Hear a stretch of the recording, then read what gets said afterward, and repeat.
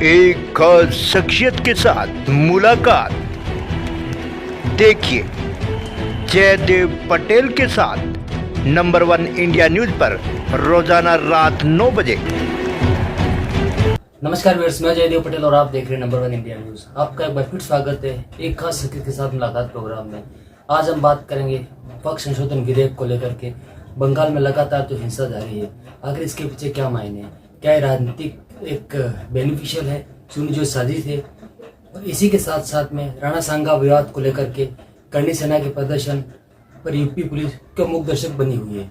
इन्हीं तामुद्र बात के लिए हमारे साथ खास सामान है राजनीतिक विश्लेषक फिरोज बख्त अहमद। फिरोज बख्त अहमद जी, आपका बहुत स्वागत है आज हमारे प्रोग्राम में। आपका भी जैसा बहुत बहुत शुक्रिया।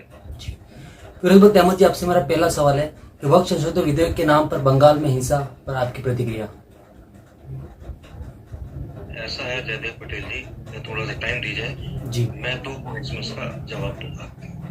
पहला पॉइंट जो है कि सड़कों पे जो उतारा जा रहा है लोगों को, मुस्लिम पब्लिक को या नौजवानों को, और जो एग्जामी हो रही है, गाड़ियां चलाई गई मुर्शिदाबाद में या जहां भी, पीसफुल प्रोटेस्ट तो समझ में आता है, लेकिन ये जो एनार्की है, जो जिसमें सब आगजनी वगैरह हो रही है, ये बिल्कुल ठीक नहीं है।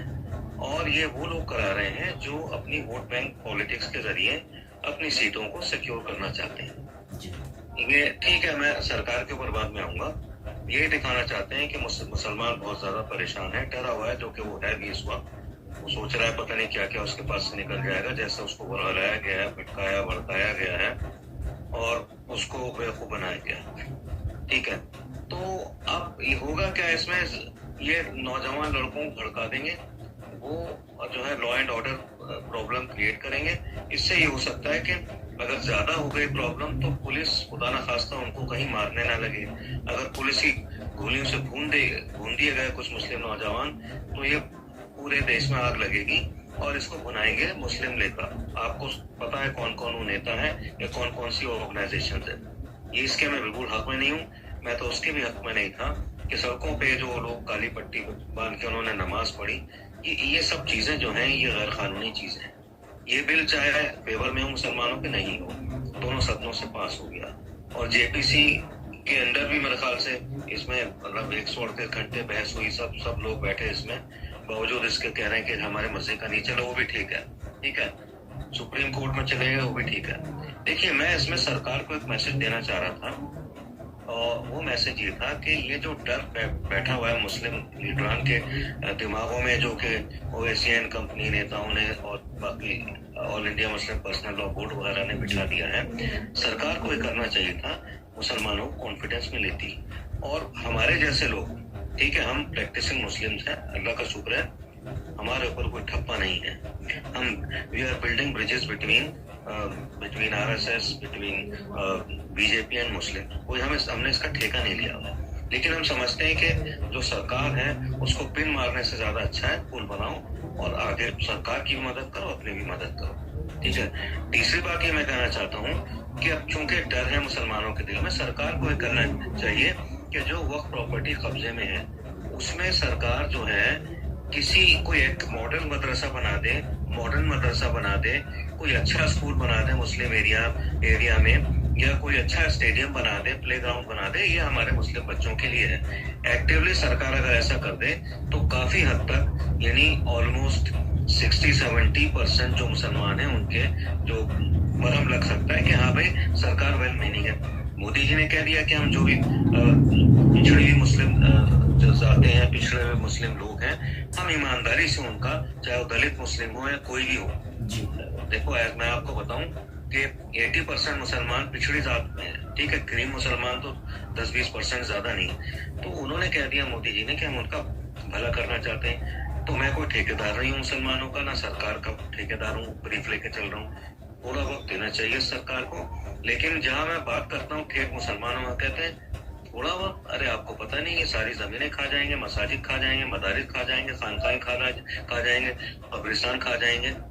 मैंने कहा कितने खा लिए? जो खाए 55-60 साल में कांग्रेस के दौर में खाए, उनके चेयरमैन डाकू थे कांग्रेस के दौर में बनाए हुए, उनके बनाए हुए ऑफिसर्स डाकू थे, वो जमीनें खा गए। हत्ता के जो क्लर्क थे उनके वोट के, वो तक मोटे मोटे उन्होंने अपने रेजिडेंशियल कॉम्प्लेक्स मॉल क्या क्या बना लिया। ये सूरत हाल है। तो मैं सरकार से भी ये आग्रह करूंगा, मोदी जी से आग्रह करूंगा, मेरी बात उन तक पहुंचती है कि थोड़ा मुसलमानों को कॉन्फिडेंस जीतने के लिए जो जमीन कब्जाई जमीन है वक्फ बोर्ड की, उस पे कह देंगे ये मैं मॉडर्न मदरसा गरीब मुसलमानों के लिए बनाना चाह रहा हूँ, इसमें इंग्लिश, हिंदी, कुरान, मैथ्स, ज्योग्राफिया, स्पोर्ट्स सब कराऊंगा। इससे बहुत बढ़िया काम हो जाएगा और ये जो आग लगाना चाह रहे हैं जो लोग, वो आग नहीं लगेगी। जी फिरोज भक्त अहमद जी, अगर हम बात करते हैं तो बंगाल में वक्फ संशोधन के नाम पर जो हिंसा है, ये लोगों का आक्रोश है या फिर सुनियोजित राजनीतिक प्लान है? देखिए ऐसा है, लोगों का कोई आक्रोश ऐसा नहीं है। लोगों को जो है गुमराह किया गया है। उनसे कहा गया है ए मुसलमानों, इस्लाम खतरे में है, मुसलमान लोगों तुम खतरे में हो, तुम्हारी औलादें खतरे में है, तुम्हारा सब कुछ छिन जाएगा। ये ऐसी बात है जो सीए के वक्त पे कही गई, या 370 जब लागू उसको हटाने जा रहे थे जब की गई, या ट्रिपल तलाक, खुदा न खास्ता ऐसा कुछ नहीं हुआ। तो देखो, मुसलमानों को नहीं डरना चाहिए इन चीजों से। मुसलमान का सबसे बड़ा जो ये समझो कि भलाई करने वाला है, वो सात आसमान के पार अल्लाह बैठा है। जब तक अल्लाह है, और मतलब अल्लाह तो देखो रब्बुल आलमीन है, हिंदुओं का भी उतना इतना मुसलमानों का, वो नहीं चाहेगा कि मुसलमान नाखुश हो या सरकार में जो ठंडक की कोई कमी हो और ये एनआरकी हो, सड़कों पे लोग आए और आगजनी करें।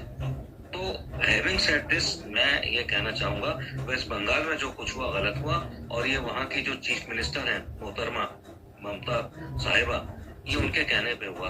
ममता साहिबा खुलेआम जो है वो हिंदू मुसलमान करती है। अब ये कहा जा रहा है कि पूरा हिंदुस्तान 80-20 में बढ़ गया है, हिंदू मुसलमान में बढ़ गया है। ये एक सोच है, जिस सोच को आगे बढ़ाया जा रहा है। ठीक है, मेरे ख्याल से ऐसी कोई कुछ नहीं है। हम हमेशा से साझा विरासत के तौर पर रहते चले आए, गंगा जमनी तहजीब के तौर पर रहते चले आए हैं और आगे भी ऐसे रहेंगे। ठीक है, सियासी लोग जो अपनी वोटें भुनाना चाहते हैं, वोट बैंक की पॉलिटिक्स हिंदुओं में भी करना चाहते हैं, मुसलमानों में भी करना चाहते हैं, वो कहीं ना कहीं एक्सपोज हो चुके हैं। आज का हिंदू भी परिपक्व है, आज का मुसलमान भी परिपक्व है। मुसलमान ये जानता है कि हिंदू से अच्छा दोस्त और हिंदुस्तान से बेहतर मुल्क उसके लिए कोई नहीं है, और हिंदू भी ये जानता है कि 99-98% मुसलमान जो है वो राष्ट्रवादी, संस्कारवादी, देशभक्त और नेशनलिस्ट और पेट्रियोटिक है। लेकिन बीच में भड़काने वाले, जिनकी गोटें फंसी हैं, जो एयर कंडीशन गाड़ियों में और अपने विदेश यात्राओं में, मॉल्स में जाके अपने ट्रंक भर के ले आते हैं, उन लोगों ने मुसलमानों को जो है वर्गलाया हुआ है। ठीक है, और इसी तरह से कुछ लोगों ने दूसरी तरफ गरीब हिंदू लोगों को भी वर्गलाया हुआ है। हिंदुस्तान देखो अब विश्व गुरु बनने के रास्ते पे है। वजीर आजम मोदी, मैं उनका ब्रीफ लेके नहीं चल रहा हूँ, है ना, मेरे कोई सगे हैं ना मेरे से उन पे कोई फोन पे बात होती है। आज वो सबसे बड़े स्टेट्समैन हैं दुनिया के। इस बात को तस्लीम करना पड़ेगा। कितनी गालियां दे दो मोदी को, कितने कुछ कर लो, लेकिन वो मोदी की एक हकीकत है, एक असलियत और सच्चाई है, उसको मानना होगा। और हिंदुस्तान को अगर जगत गुरु बनना है तो हिंदू और मुसलमानों को एक साथ रहना होगा। और चाहे हिंदू और मुसलमान दोनों मिलके ना तो अपने लीडरों के बहकावे में आए और ना ही किसी के वर्गलाने में आए। ये सब आज हो रहा है, ये नहीं होना चाहिए। और एक बात कह के मैं और आपसे मतलब इस सवाल का जवाब पूरा करूंगा। 100 साल तक हम लोग मुसलमान चुप बैठे रहे, सारा डकैती करते रहे, वक्फ बोर्ड के चेयरमैन, मेंबर्स और उसके क्लर्क वगैरह, कुछ नहीं पता। अब जब मोदी जी ये कह रहे हैं कि जी मैं गरीब मुसलमानों को जो फंडिंग जो इसकी सारी फुल हो रही थी, बर्बाद हो रही थी, मैं कुछ करूंगा इसके लिए, तो भाई वजीर आजम कह रहा है उसको थोड़ा वक्त दो। छूटते ये कहना है नहीं जी you shoot off the block and start saying, ये नहीं, ये झूठ बोल रहा है, ये चीज ठीक नहीं है। बड़ा मुल्क है हिंदुस्तान, इसमें Muslim community is a vibrant community. ना तो मुसलमानों को कोई यहाँ से निकाल सकता, ना ये कि इंडियन ओशन में फेंक सकता, यहाँ रहेंगे। लेकिन ऐसा ठंडक में मुसलमान भी रहे, गैर मुस्लिम भी रहे। और सरकार को जो है मतलब सरकार को अब सरकार जहाँ जहाँ आग लग रही है, यहाँ गाड़ियां चलाई जा रही है, मुर्शिदाबाद पुलिस भेजनी पड़ती है। 2 रोज मैं यहाँ रहता हूँ, उधर जाकिर नगर एरिया में रहता हूँ, जामिया के पास। यहाँ भी पैरा मिलिट्री फोर्स लगी हुई थी। एक दिन पैरा मिलिट्री फोर्स किसी एरिया में लगाने करोड़ों रुपए खर्च होते हैं, तो क्यों हो? इसलिए कि वो शाहीन बाग बना के ना बैठ जाए। बहुत खूबसूरत मुल्क है हिंदुस्तान। यहाँ के हिंदू मुसलमान एक दूसरे से जुड़े हुए हैं और हमेशा जुड़े रहेंगे। इन चीजों से बचना चाहिए। जी, फिरोज बख्त अहमद जी, 26/11 हमले के मास्टरमाइंड तौर राणा के भारत प्रत्यार्पण के बाद कहीं न कहीं अब जो नई राजनीति शुरू हो गई है देश में, श्रेय लेने की एक होड़ सी मची हुई है, इसके क्या मायने आप देखते हैं? देखिए, ये चीजें ऐसी होती हैं, इनमें बड़ा वक्त लगता है।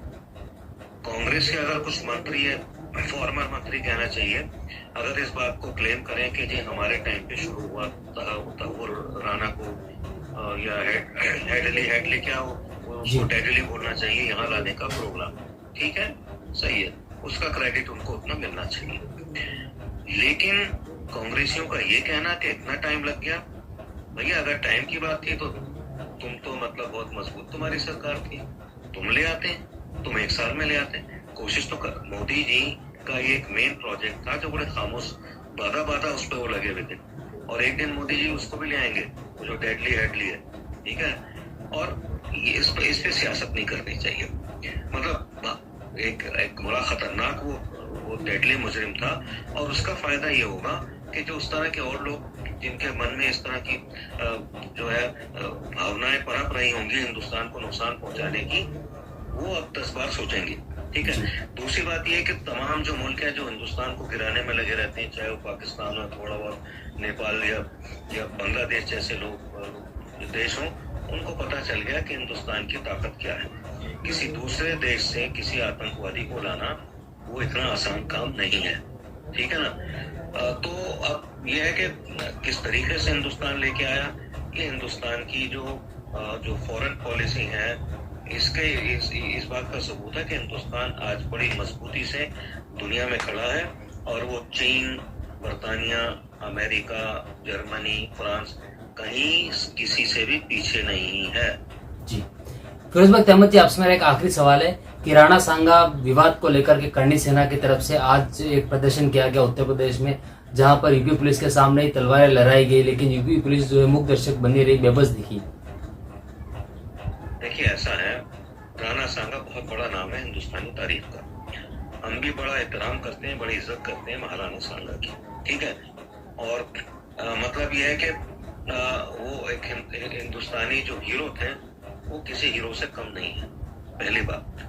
अच्छा, दूसरी बात यह है कि किसी मंत्री ने यूपी के हो या कहीं के भी हो, रामजी लाल सुमन हो या कोई और हो, उन्होंने उनके ताल्लुक से जो है गलत कलिमात बयान करे, उनको माफी मांगनी चाहिए फौरन, उनको अपने अल्फाज जो है वापस लेने चाहिए, बजाय इसके वो टीवी में जाके धमकियां दे रहे हैं कि जी मेरी फैमिली को धमकाया जा रहा है, ये है वो है, मैंने ऐसे नहीं किया वैसे नहीं किया। ये इसमें जो है ये अपोलोजेटिक उनको स्टेटमेंट नहीं देनी चाहिए, उनको फौरन माफी मांगनी चाहिए, कहना चाहिए कि मैं जल्दबाजी में ऐसा हो गया, और मैं मतलब अपने अल्फाज को उनके लिए माफी चाहता हूँ, किसी को ठेस लगी है, और आगे मैं कि इस तरह से कोई बात मेरी जानिब से नहीं आएगी, ये उनको कर लेना चाहिए। और हाँ, दूसरी बात यह है कि जो लोग तलवारें लेके निकले वो बिल्कुल गलत था। तलवारें, भाले, बर्छियां, डंडे लेके नहीं निकलना चाहिए, क्योंकि गॉड फॉरबिड उस तरफ से कोई पत्थर आ जाता है या कुछ ऐसा हो जाता, मतलब ये इससे दंगा हो जाता, फसाद हो जाता, कुछ लोग जख्मी होते, मारे जाते। इन चीजों से, चाहे वो करनी सेना वाले हों, चाहे वो कोई आदम सेना वाले हों या मुस्लिम सेना वाले हों, भारत जो है सेनाओं का देश नहीं है। भारत जो है एक जो है प्यार मोहब्बत का देश है। इन चीजों से बचना चाहिए। राणा सांगा की हम सब इज्जत करते हैं, और जिसने उनके मतलब यह कि बदकलामी की है उनके ताल्लुक से, वो अल्फाज फौरन वापस लेने चाहिए, नहीं तो फिर यह है कि उनका जो है सियासी जो है उनकी रिजेक्शन करनी चाहिए। जी, फिरोज बख्त अहमद जी, आपने हमारे लिए समय निकाला, उसके लिए आपका बहुत बहुत धन्यवाद। Thank you Jaydev ji.